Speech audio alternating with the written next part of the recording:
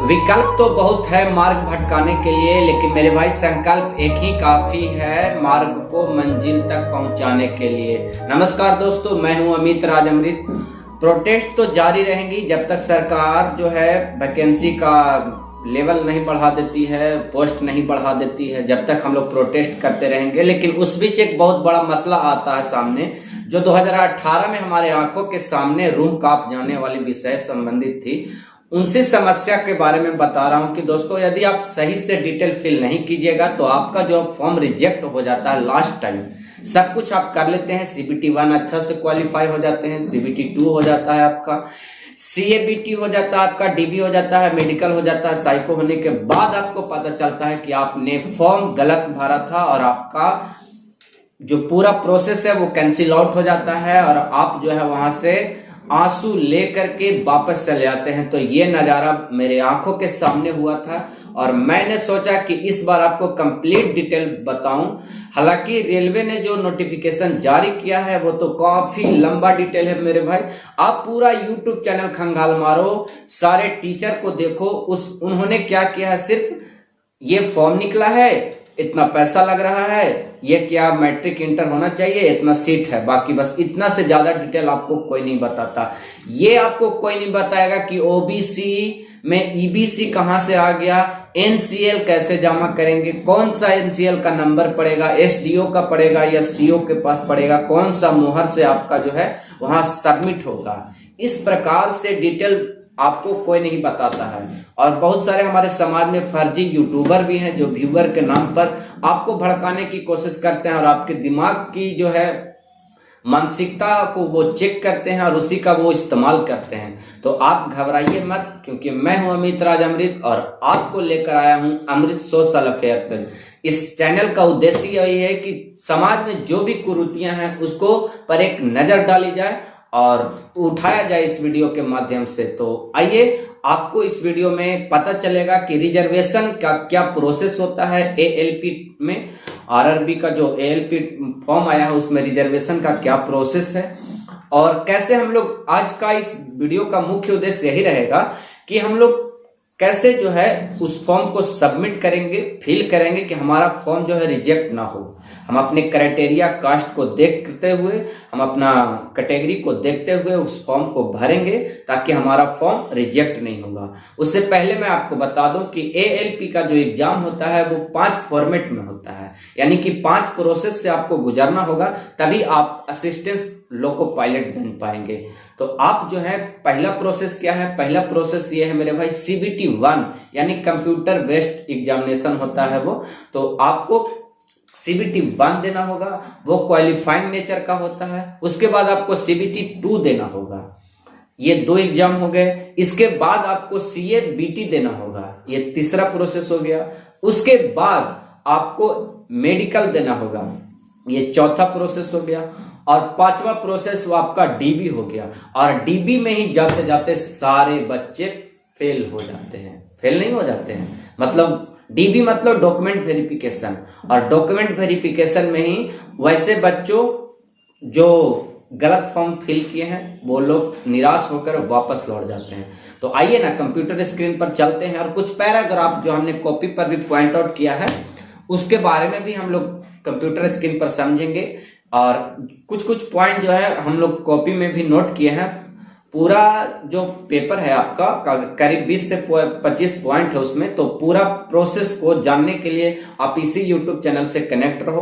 Part by part आपको किया जाएगा, क्योंकि रिजर्वेशन की बात करेंगे ना तो बहुत लंबी वीडियो हो जाएंगी। तो शॉर्ट में मैंने कोशिश किया है कि आपको भी समझाएं, क्योंकि हमको सिर्फ फॉर्म भरना है यार, विशेषज्ञ नहीं बनना है।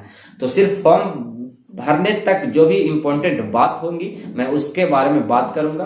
फिलहाल मैं आपको बता दूं कि इसमें जो महत्वपूर्ण पॉइंट लिखा गया है उसमें लिखा हुआ है कि कोर्स की सीमा एप्लीकेशन से पूर्व समाप्त होनी चाहिए। यानी कि जो भी आप एडिशनल डालेंगे मैट्रिक इंटर के बाद, जो भी आपका डिप्लोमा डिग्री हो गया या ITI का डिग्री हो गया, उसका जो वैलिडिटी है ना सर, उसका वैलिडिटी आपको जनवरी से पहले खत्म होना चाहिए। मतलब आपका जो सर्टिफिकेट है उस पर अंकित होना चाहिए कि वो 2023 का डिग्री है। यदि 2024 का डिग्री जनवरी से पहले रहा, यानी जनवरी 2024 से पहले आपका डिग्री पर लिखा हुआ रहेगा, तो वो आपका कैंसिल आउट हो जाएगा। ये पहला पॉइंट आप याद रखिएगा।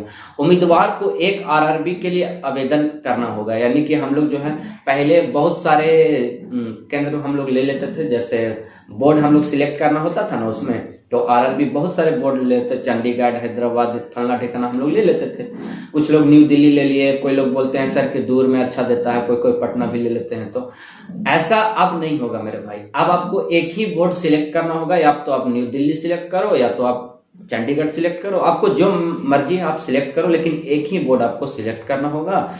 यदि आप 2 ट्राई मारते हैं तो आपका एप्लीकेशन कैंसिल आउट हो जाएगा। ये कुछ इंपॉर्टेंट पॉइंट है, और उसमें भी आपको पैराग्राफ जो है हम आपको कहिएगा तो डिस्क्रिप्शन में भी दे देंगे, कमेंट कीजिएगा तो देंगे, ऐसे नहीं देंगे, ठीक है ना। कहिएगा तो पूरा डिटेल हम आपको प्रोवाइड करवा देंगे, जिसमें आपको पढ़ना होगा इंपॉर्टेंट पॉइंट रिजर्वेशन के लिए सिर्फ, ठीक है ना।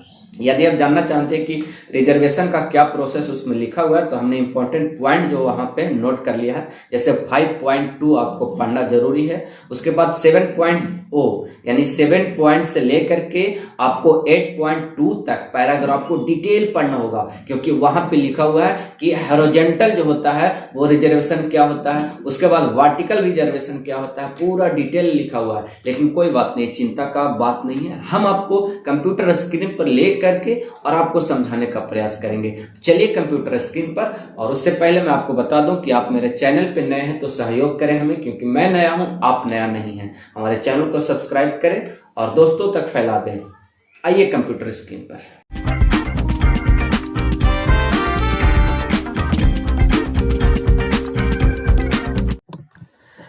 ऑल राइट गाइज, तो आप आ गए हैं मेरे लैपटॉप स्क्रीन पर और आप देख सकते हैं कि हमने ये डाउनलोड किया है हुआ है पूरा आरआरबी का ये पूरा मैनुअल, जो कि आपको पढ़ना चाहिए। इस प्रकार से आप देख सकते हैं कि भारत सरकार रेलवे मंत्रालय रेलवे भर्ती बोर्ड द्वारा ये जारी नोटिफिकेशन जनवरी 2024 का है।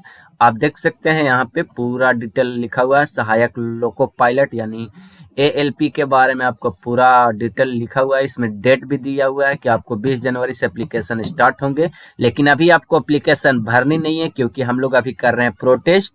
और जब तक इंक्रीज नहीं होगा ये पोस्ट, हम लोग को वेट करना है। कब तक वेट करना है? फरवरी तक। ज़्यादा वेट नहीं करेंगे हम लोग, फरवरी तक ही करेंगे, क्योंकि सर्वर स्लो का भी खतरा है, इसलिए हम लोग फरवरी तक वेट करेंगे। उसके बाद हम लोग एप्लीकेशन चालू कर देंगे। आपका वेतन वगैरह हम नहीं बताने आए हैं, हम जो मेन पॉइंट आपको बताने आए हैं वो है आरक्षण। और पूरा पॉइंट भी बताएंगे, ऐसा नहीं है, पूरा फिलअप करके स्टेप बाय स्टेप भी बताएंगे। लेकिन अभी जो हम लोग मेन पॉइंट पे हैं, और वो है हम लोग का आरक्षण। और आरक्षण के लिए हम आपको बताए थे कि आपको 5.2 पढ़ना होगा, तो आ गए हम लोग 5.2 में। और एक ये हम लोग 4.5.1 है और 5.2 हम लोग को पढ़ना बहुत जरूरी है मेरे भाई। तो हम लोग आ गए हैं 5.2 में। तो देखिए लिखा हुआ गया है कि उम्मीदवार की जन्म तिथि नीचे दी गई तिथियों के बीच होना चाहिए। और ये 2 तिथि दिया हुआ है, ठीक है ना। कि आपका जनरल का जो है और EWS का जो है कि 2/7/1994 से पहले का नहीं होना चाहिए, ठीक है, या बाद का नहीं होना चाहिए। इसमें क्या लिखा हुआ है मेरे दोस्तों? इससे पहले का नहीं होना चाहिए, ठीक है ना। तो ध्यान देंगे, इससे पहले यानी कि आप जो पहले में थे 93 वाले, वो तो छठे यहाँ से। चलिए कोई बात नहीं। OBC के लिए 91 है मेरे भाई, OBC में थोड़ा सा दिया हुआ है छूट, और ST/SC में तो महा छूट है, ये है, अब देखिए रहे हैं। तो 1989 से पहले आपका ये हो गया। चलिए ये तो हो गया उम्र सीमा की बात। लेकिन आप देखेंगे, लेकिन यहाँ पे लिखा हुआ देखिए SC ST OBC 3 चीज है, NCL के साथ आपको मिलेगा। लेकिन वाली बात यह है मेरे दोस्त कि आप यहाँ पे देखिए, वहां पे हम आपको कितना कैटेगरी बताएं, 1 2 3, ठीक, और एक जनरल यानी 4। अब लेकिन यहाँ पे आप देखिए, यहाँ पे ध्यान से देखिए, परीक्षा शुल्क एग्जामिनेशन फी उम्मीदवार को नीचे दिए गए विवरण के अनुसार अपने समुदाय श्रेणी के अनुसार निर्धारित शुल्क भुगतान करना होगा।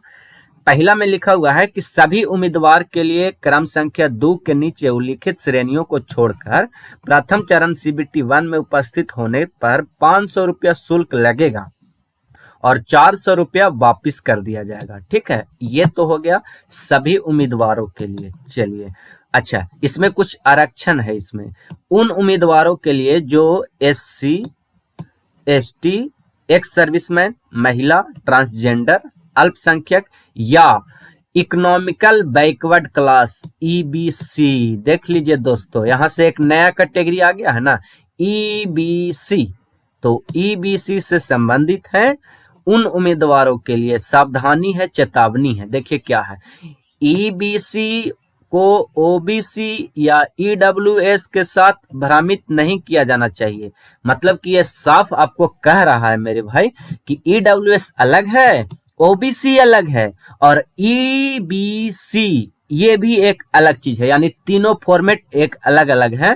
तो आप इसके साथ नहीं जा सकते हैं। यदि आप EWS में है तो ऐसा ना सोचिएगा कि EBC में जाएं, यदि आप OBC में है तो ऐसा ना सोचिएगा कि OBC में जाएं। ठीक है, तो ये प्रोसेस है। अच्छा भैया, हम भी आते हैं EBC में क्योंकि हम हैं बिहार से और बिहार सरकार ने हमको डाल रखा है EBC में और केंद्र सरकार तो OBC लिखती है। तो सर हम क्या करें? कोई चिंता की बात नहीं, मैं आपको बताऊंगा कि आप क्या करें। फिलहाल हम लोग पढ़ते हैं पूरा, है ना। तो ये रहा कुछ प्रावधान जो इसने लिखे हैं। और है यार, और है। देखिए EBC के लिए क्या क्राइटेरिया, अभी हम लोग कह रहे थे ना कि सर हम बिहार सरकार में या तो स्टेट गवर्नमेंट में EBC आते हैं, कोई भी स्टेट हो, बिहार का है हो भाई, कोई भी स्टेट में हम EBC में आते हैं सर, और केंद्र सरकार हमको OBC में डाला है। तो देखिए ये नोटिस पूरा पढ़ लीजिए, आपको समझ में आ जाएगा। कह रहा है कि EBC उम्मीदवार वे हैं जिनकी वार्षिक पारिवारिक आय 50,000 रुपये से कम है और रियायती शुल्क के लिए पात्र है। यानी कि आपका फैमिली का इनकम 50,000 रुपया से कम है तो आप EBC के लिए रेडी हैं। ठीक है, अच्छा, जारी कौन करेगा EBC भाई? तो EBC जारी कौन करेगा? उसके लिए प्राधिकारी आर्थिक पिछड़े रूप के वर्गों की पहचान के उद्देश्य के आय प्रमाण जारी करने के लिए अधिकृत है। पहला कौन करेगा जारी? जिला मजिस्ट्रेट या तहसीलदार। ठीक है ना, कोई भी राजस्व कर्मचारी भी कर सकता है इसको जारी, कोई दिक्कत नहीं है सर। अपने निर्वाचन क्षेत्र के व्यक्तियों के लिए लोकसभा के मौजूद संसद सदस्य, यानी कोई भी संसद का सदस्य आपका लोकसभा का रहेगा आपके क्षेत्र में, वो भी कर सकता है वो जारी।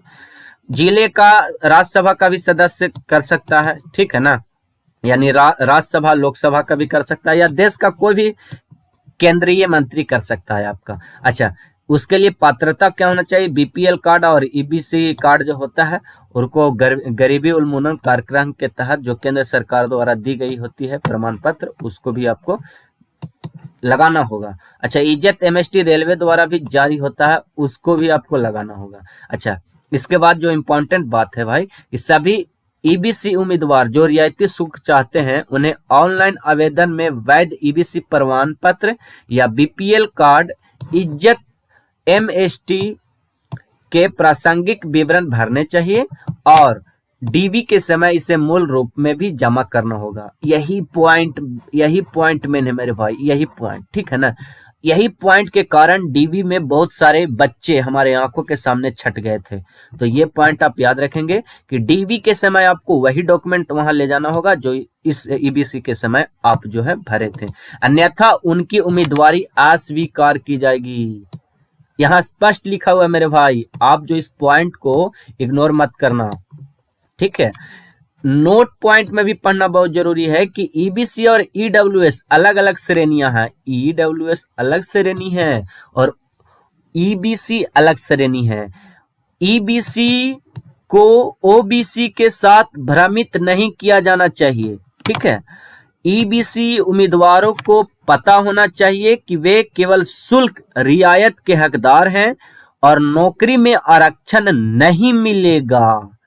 आप देख लीजिए, EBC वाले लोग, आप कहते थे सर कि हमको बिहार सरकार डाल रखा या तो यूपी सरकार हमको EBC में डाला है, केंद्र सरकार हमको OBC में डाला है, तो हम कहाँ जाए सर? तो सर आप OBC में जाइए। क्यों? क्योंकि यार शुल्क तो लग रहा है 250 रुपया ज्यादा, केवल परीक्षा शुल्क जो है आपको हकदार हैं, बाकी नौकरी में जब आरक्षण नहीं मिलेगा तो काहे ले जाइएगा यार। आप ही बताइए काहे ले जाइएगा। और वहाँ डीबी में फलना ढेकना डॉक्यूमेंट भी आपको देना होगा यदि आप ईबीसी डालते हैं तो, या ईडब्ल्यूएस डालते हैं तो। क्या फायदा है यार? फायदा रहे तभी जाओ। यहाँ साफ साफ लिखा हुआ आरक्षण नहीं मिलेगा। तो उम्मीद है कि आप सब समझ गए होंगे। आशा करते हैं कि ये वीडियो आपको अच्छी लगी होगी।